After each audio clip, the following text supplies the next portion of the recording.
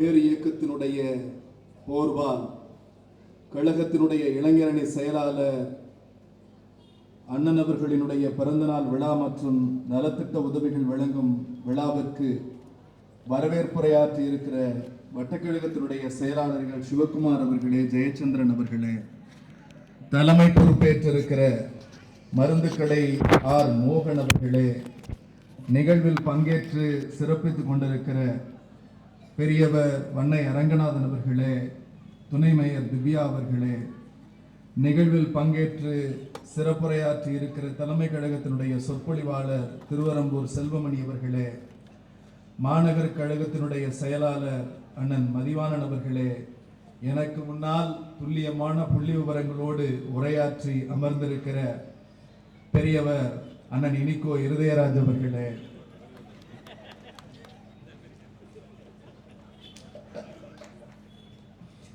நன்றியுரையாற்ற இருக்கிற கேபிள் என் மோகன் அவர்களே, ராஜேஷ் அவர்களே, நிகழ்வுக்கு முன்னால் இசை முரசு அவர்களினுடைய பாடல்களை எதிரொலியாக ஒழித்த அண்ணன் கெனடி இசை கச்சேரி நிகழ்ச்சி நடத்தியவர்களுக்கும் இந்த நிகழ்வில் பங்கேற்றிருக்கிற எல்லோருடைய பெயரையும் விழிக்க வேண்டும் என்பது ஆசை.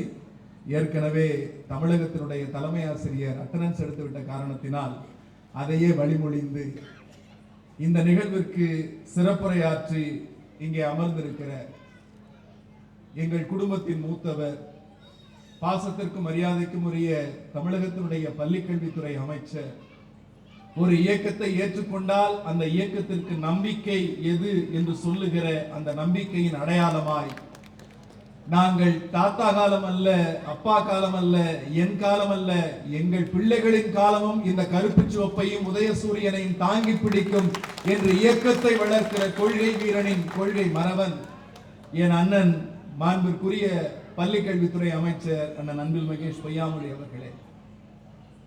நேரம் கடந்து கொண்டிருக்கிறது, நிறைய தாய்மார்கள் இருக்கிறீர்கள். உங்களுடைய எண்ண ஓட்டத்தை அறியாதவன் அல்ல. மருமகள் முடிந்து விட்டது, 3 முடிச்சு தொடங்கி விட்டது, சிங்கப்பெண் முடிவதற்குள்ளாகவாது நாங்கள் வீட்டுக்கு போய்விட வேண்டும், நீ சீக்கிரம் எப்போது முடிப்பாய் என்கிற எண்ண ஓட்டம் எனக்கு தெரிகிறது. நாடகத்தை சொன்ன உடனேயே உங்களுக்கெல்லாம் மகிழ்ச்சி வருகிறது. மாமியார் கொடுமைகளையும் மருமகள்கள் பார்க்கிறார்கள். 3 முடிச்சு கட்டியதால் நாம் அவதிப்படுகிற எண்ண ஓட்டத்தையும் நாம் பார்க்கிறோம். கடைசியில் இந்த 3 முடிச்சும் இல்லை, மருமகள் மாமியார் கொடுமையும் இல்லை, நாம் எல்லாம் சிங்க பெண்களாக எழுந்து நிற்போம் என்று சொல்லுகிறீர்களே, அந்த சிங்க பெண்களை தமிழ்நாட்டில் படைத்திருப்பது திராவிட முன்னேற்ற கழகம். அதனின் எதிர்கால தலைவருக்குத்தான் நாம் பிறந்த நாள் கொண்டாடுகிறோம். இன்றைக்கு நாள் ஒரு மகிழ்ச்சியான நாள். மகிழ்ச்சியான நாள் மட்டுமல்ல, ஒரு கருத்தோட்டத்தை தொட்டிருக்கிற நாள். இன்றைக்கு புரட்சியாளர் அம்பேத்கர் அவர்கள் இந்தியா முழுவதும் ஒரு பேச்சாக தொடங்கப்பட்டிருக்கிறது. அம்பேத்கர் என்கிற ஒரு சாதாரண சாமானியனை தொட்டுவிட்டதால் இன்றைக்கு சங்கி கூட்டம் துடித்துக் கொண்டிருக்கிறது. இந்த கூட்டத்தில் பெரும்பாலான இஸ்லாமிய பெண்கள் கூடியிருக்கிறீர்கள். நான் ஏதோ சராசரி அரசியல் கூட்டம் போல பேசிவிட்டு போகிறவன் அல்ல. நான் பேசி முடித்து விட்டு போகிற போது அடுத்து வருகிற எந்த தேர்தல் வந்தால் நீங்கள் வாக்குச்சாவடிக்கு போய் அந்த பொத்தானை அழுத்துகிற போது ஒரு நிமிடம் யோசித்து விட்டு இந்த நிலைக்கு யார் காரணம் என்று யோசிக்கிற போது நீங்கள் வாழ்நாள் முழுக்க அழுத்த போகிற பட்டன் உதயசூரியன் என்கிற பட்டனாகத்தான் இருக்க வேண்டும் என்பதற்கான நியாயத்தை பேசுவதற்கு வந்திருக்கிறேன். நான் ஏன் அம்பேத்கரை பேசுகிறேன்? வரலாற்றுடைய பக்கங்களுக்கு பின்னால் போகிறேன். விமானத்திலே நானும் அமைச்சரும் ஒன்றாய்த்தான் வந்தோம். உட்காருகிற போது என் எண்ண ஓட்டம் அமித்ஷாவை நோக்கியே போய் கொண்டிருக்கிறது. அமித்ஷா என்கிற ஒருவர் இந்தியாவினுடைய உள்துறை அமைச்சர். அவர் சொல்லுகிறார், அம்பேத்கர் அம்பேத்கர் என்ன பெரிய அம்பேத்கர், அம்பேத்கரின் பெயரை சொன்னால் நீங்கள் என்ன சொர்க்கத்துக்கு போய் விடுவீர்களா என்று கேட்கிறார். நான் அவரிடத்திலே நான் சொல்வதற்கு முன்னால் இந்தியாவில் எந்த தலைவரும் சொல்வதற்கு முன்னால், எந்த தலைவரும் எதிர்த்து கேள்வி கேட்பதற்கு முன்னால், எந்த மாநில முதலமைச்சரும் கேள்வி கேட்பதற்கு முன்னால் தமிழ்நாட்டினுடைய திராவிட மாடல் தலைவர் சொல்லுகிறார், பாவம் செஞ்சவனுக்கு தான், அதிக பாவம் செஞ்சவனுக்கு தான் கடவுளா சொர்க்கமா நரகமானு வரும். இந்தியாவினுடைய ஜனநாயகத்தை காப்பவர்களுக்கு அம்பேத்கர் தான் நினைவுக்கு வருவார். எங்கள் நினைவில் இருப்பவர் அம்பேத்கர் என்று திராவிட மாடல் முதலமைச்சர் அண்ணன் முத்துவேல் கருணாநிதி ஸ்டாலின் அவர்கள் சொல்லி இருக்கிறார். நான் இந்த மேடையை ஏன் ஒரு உன்னதமான மேடை என்று சொன்னேன் தெரியுமா? எங்களுக்கு கிடைத்திருக்கிற தலைவர்கள் கிடைக்கப்பெற்ற தலைவர்கள், எங்களை வழிநடத்த இருக்கிற தலைவர்கள் எப்படிப்பட்டவர்கள்? அமித்ஷாவுக்கு அம்பேத்கர் பெயரை சொன்னால் எரிகிறது. அந்த அம்பேத்கர் ஒரு விடயத்தை சொன்னார். மகாத்மா காந்தியோடு பேசுகிறார். மகாத்மா காந்தி ஒரு பத்திரிகை தொடங்குகிறார். அந்த பத்திரிகையினுடைய பெயர் ஹரிஜன். தலித் மக்களுக்கு அவர்தான் ஹரிஜன் என்று பெயரிடுகிறார். அம்பேத்கருக்கு கோபம் வருகிறது. அம்பேத்கருக்கு கோபம் வருகிறது. நேரடியாக போகிறார். Mister Gandhi, mister Gandhi, how dare you are? உனக்கு என்ன திமிர் துணிச்சல் இருக்கிறது? இந்த நாட்டினுடைய, இந்தியாவினுடைய என்னை பொறுத்தவரை இந்த நாட்டினுடைய தேசத்தந்தை காந்தி அல்ல. உண்மையான தேசத்தந்தை, இந்த நாட்டிற்கான தேசத்தந்தை, இந்த மக்களுக்கான தந்தை புரட்சியாளர் பாபா சாஹேப் அம்பேத்கர் என்கிற ஒரு தலைவன் தான். அவர் போய் கேட்கிறார், நீ எப்படி அர்ஜன் பேர் வைக்கலாம்? அர்ஜன்னா கடவுளின் குழந்தை அம்பேத்கர், அதுல உனக்கு என்ன பிரச்சனை? ஒடுக்கப்பட்ட மக்களை நான் கடவுளின் குழந்தைகளாக இருக்கிறேன். நாங்கள் கடவுளின் குழந்தைகளாக இருக்க விரும்பவில்லை. we are not a special child. நாங்கள் சிறப்பு குழந்தைகள் அல்ல. என்னோடு பக்கத்தில் இருக்கிறவன் என்ன உரிமை அனுபவிக்கிறானோ, என்ன அதை அனுபவிக்கிறானோ, அதை நானும் அனுபவிக்க வேண்டும். நானும் ஒரு சரிசமமாக நடத்தக்கூடிய மனிதனாக இருக்க வேண்டுமே தவிர you are giving a special character to us. நீ எனக்கு பெயர் வைக்கிறாய், அர்ஜன் என்று பெயர் வைக்கிறாய் என்று அம்பேத்கர் சத்தம் போட்டார் காந்தி இடத்திலே. காந்தி வருத்தப்பட்டு எழுதுகிறார், அர்ஜன்லேயே எழுதுகிறார், நான் ஒடுக்கப்பட்ட மக்களுக்கு ஒரு பெயர் வைத்தேன். அந்த பெயர் அவர்களை உயர்த்துவதற்கு. ஆனால் அவர்களின் தலைவன் என்று சொல்லுகிற அம்பேத்கர் என்னை கடிந்து விட்டு போகிறார். இது என்ன நியாயம் என்று சொன்னார். அம்பேத்கர் அவருக்கு பதில் எழுதுகிறார். அம்பேத்கர் அவருக்கு பதில் எழுதுகிறார், பொது சமூகத்தில் எங்களை அடையாளப்படுத்தினீர்கள் என்று சொன்னால் அந்த அடையாளமே எங்கள் சாபமாக மாறும்.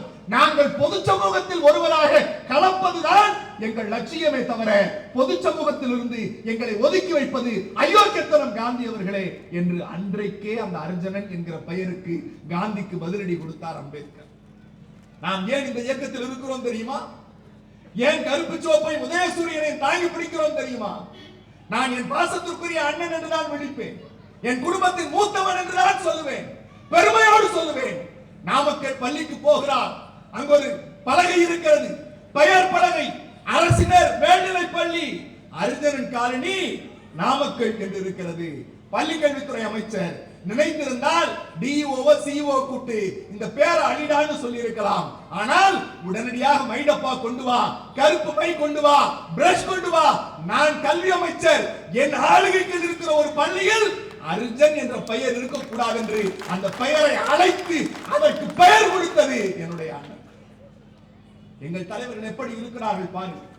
அமித்ஷாவின் மகளாக்களுக்கு சொல்லுகிறேன், அர்ஜன் என்கிற பெயரை அளித்தது என்னுடைய அண்ணன். நான் அன்னைக்கு மெசேஜ் ஐ லவ் யூ அப்படின்னு நான் பாராட்டுவதற்கு நேரம் பார்த்திருந்தேன். இது சரியான மேடை, எங்கள் பூர்வீக மேடை. நாங்கள் பிறந்தவன், நாங்கள் வாழ்ந்தவன், நாங்கள் படித்தவன், நாங்கள் வளர்ந்த இடத்தில் என்னுடைய அண்ணன் ஒரு இடத்தில் சாதி ஆதிக்கம் நிறைந்த இடத்தில் எந்த சாதிக்காகவும் நான் இல்லை, இது சமத்துவத்திற்கான மண் என்று அந்த பலகையில் இருந்த அர்ஜன் என்கிற பெயரை அழிக்கிற துணிச்சலும் தெம்பும் திராவிட முன்னேற்ற கழகத்தை ரத்தமாக கொண்டிருக்கிறவனுக்கு தான் இருக்குமே தவிர வேறு எந்த அரசியல்வாதிக்கும் இருக்காது. நான் வாழ்த்துகிறேன். கலைஞர் தாத்தா இருந்திருந்தால் உன்னை கட்டிப்பிடித்து முத்தம் கொடுத்திருப்பார் அண்ணா. இந்த தைரியத்தை அவர் பாராட்டுவார், இந்த தைரியத்தை அவர் கொண்டாடி இருப்பார். ஏன் நாங்கள் சொல்கிறோம் தெரியுமா? இங்கே இத்தனை இஸ்லாமிய பெண்கள் உட்கார்ந்து இருக்கிறீர்கள். அம்பேத்கர் பெயரிலான டெல்லியில இருக்கிற உயர்கல்வி மையம் மூடப்பட்டது.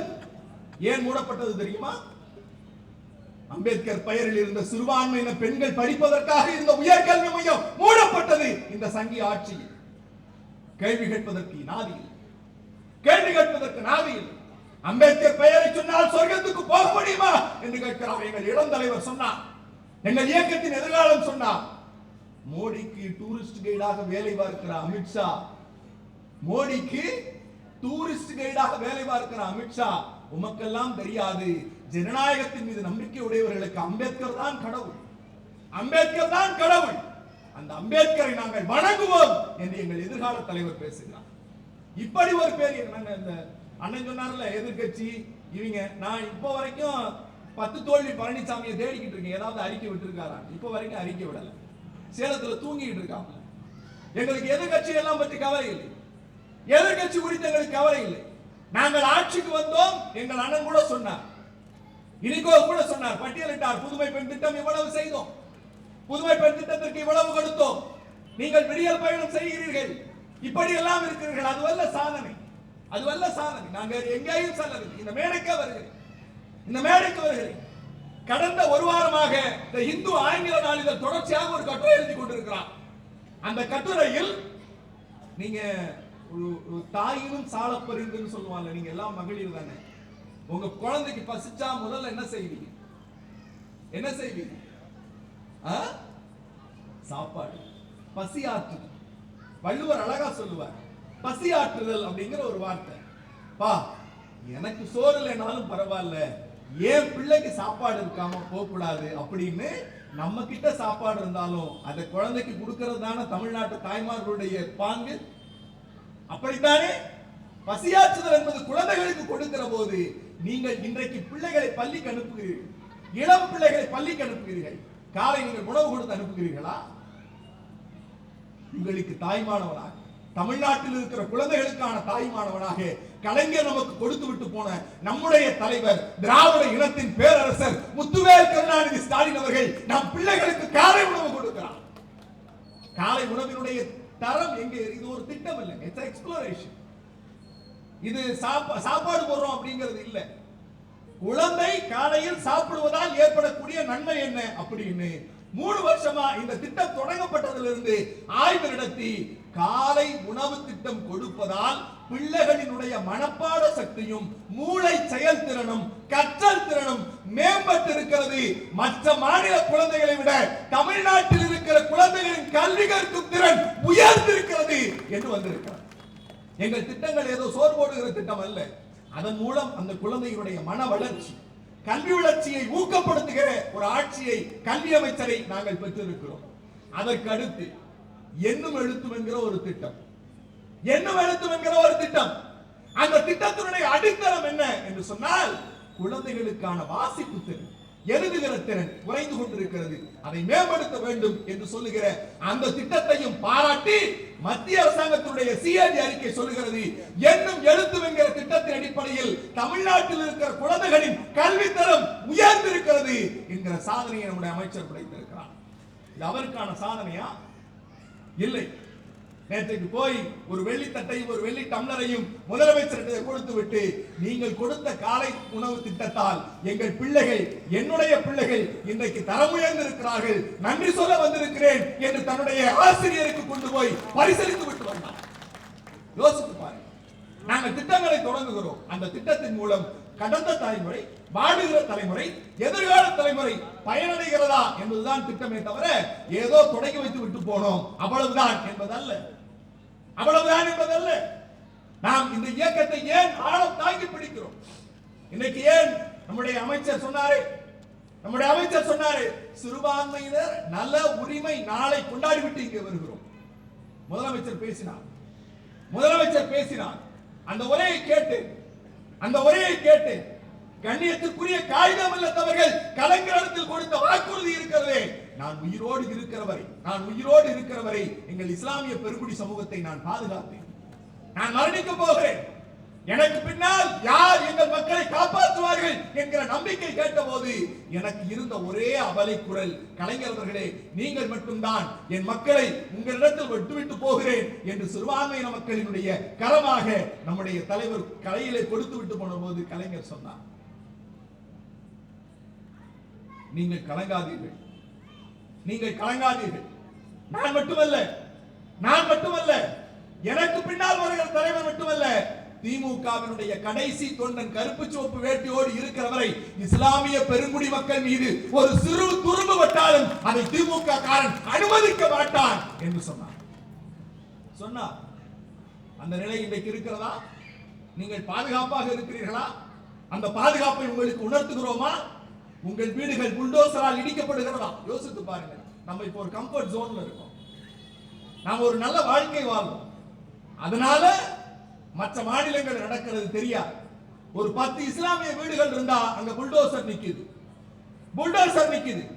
ஏன் அப்படின்னா அவன் எது செய்தாலும் இஸ்லாமிய வீடுகளை இடித்துத்தல், கிறிஸ்தவர்களுடைய சர்ச்சைகளை இடித்து போடு என்று சொல்லுகிற அயோக்கியத்தனத்தை மணிப்பூரிலும் ஊப்பியிலும் நடத்தி கொண்டிருக்கிறது இந்த பாஜக. அதை எதிர்த்து கேள்வி கேட்கிற தலைவர் யார்? இன்னைக்கு ராகுல் காந்தி அற்புதமாக பேசினார். நாடாளுமன்றம் ராகுல் காந்தி அற்புதமாக பேசினார். என்ன பேசினார்? நான் எத்தனையோ மாநிலங்களில் எங்கள் கட்சி ஆட்சியில் இருக்கிறது, நாங்களும் இந்த நாட்டை ஆண்டு இருக்கிறோம்.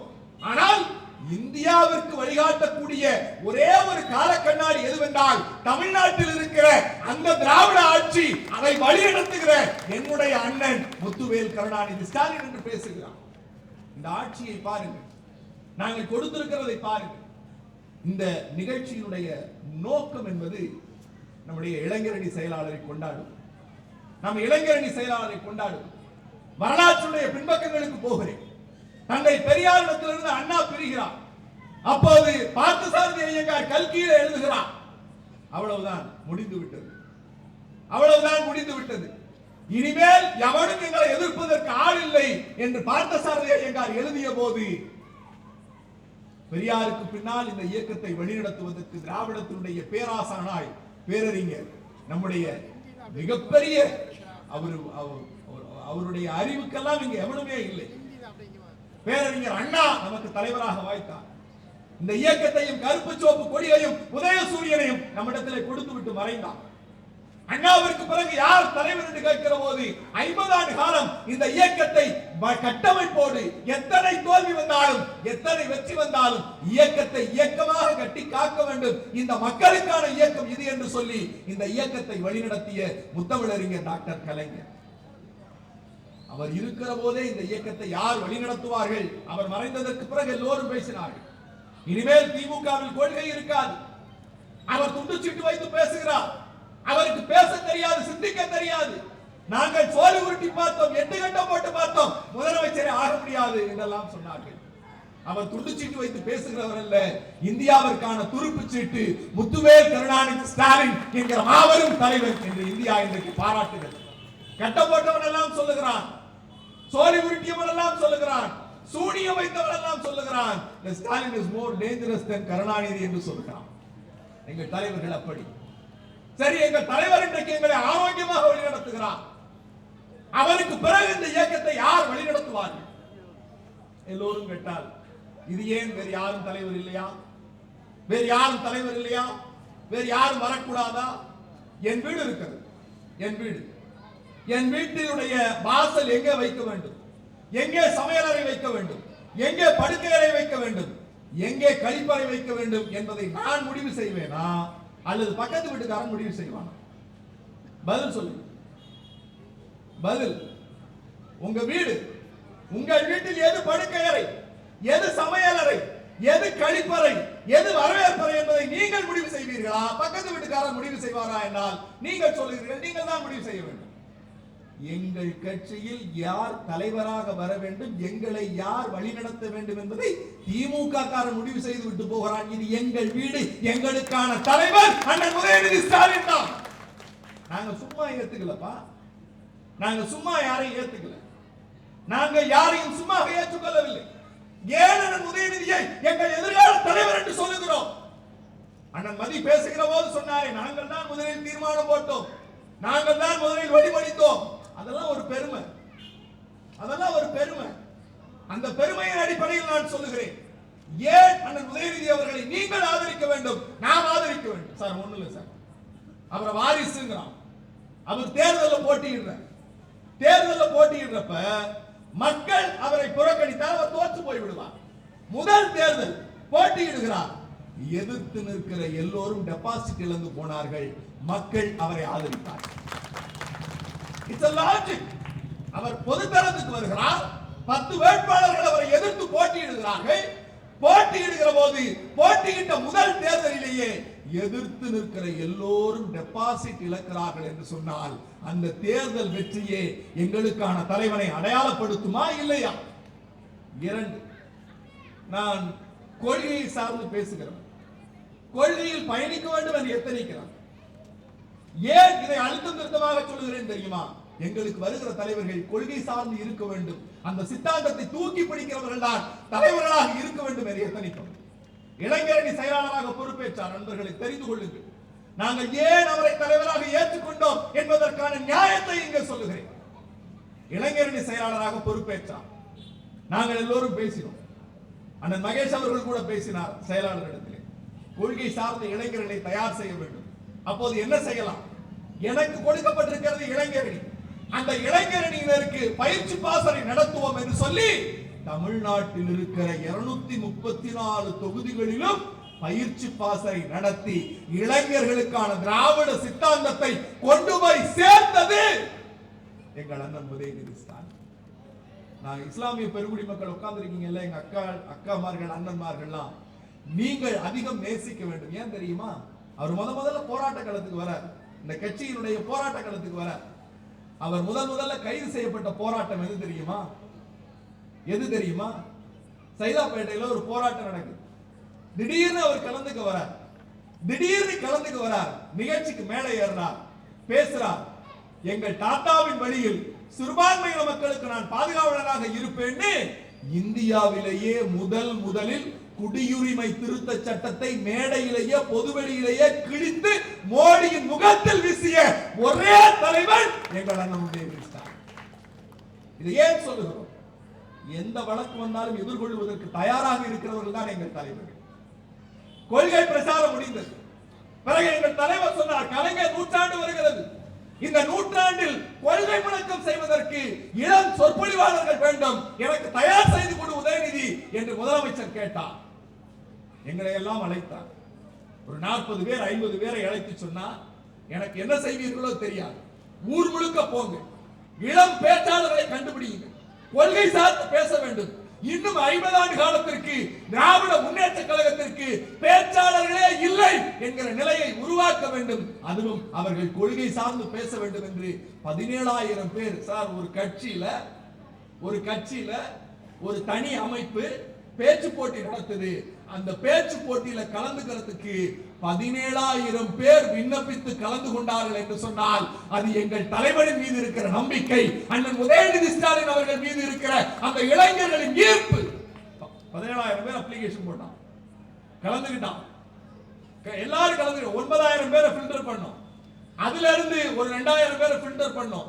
மண்டல வாரியா பயிற்சி கொடுத்தோம். கடைசியாக தலைவர் கேட்டது 100. நாங்கள் 192 மாணவர்களை அவர் கரங்களில் ஒப்படைத்தோம். இன்றைக்கு அந்த பிஞ்சு குழந்தைகள் தமிழ்நாடு முழுக்க பேசிக் கொண்டிருக்கிறார்கள். என்ன?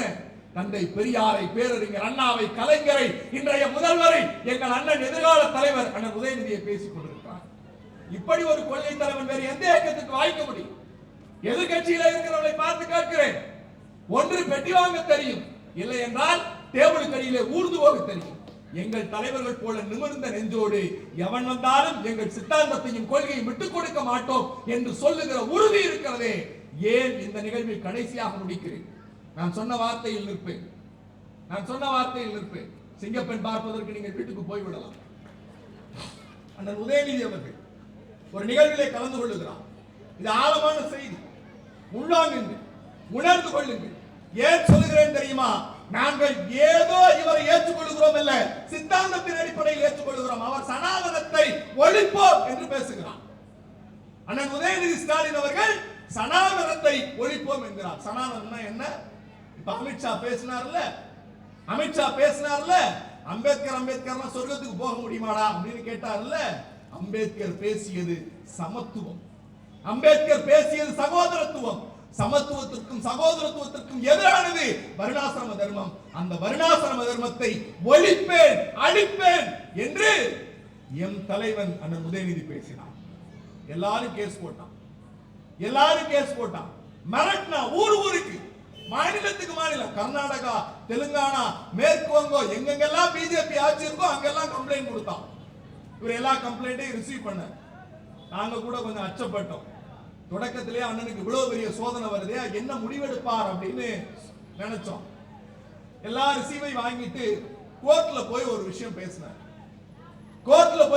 பேசினார். ஏன் அம்பேத்கர் இன்றைக்கும் தேவைப்படுகிறார்? கோர்ட்ல போய் ஒரு விஷயம் பேசினார். நான் சனாதனத்தை ஒழிப்பேன்னு சொல்லி பேசினது உண்மைதான், ஒழிக்கப்பட வேண்டியதுதான். இதை நான் மட்டும் பேசல, என்னுடைய தலைவர்கள் தந்தை பெரியார் பேசினார், பேரறிஞர் அண்ணா பேசினார்.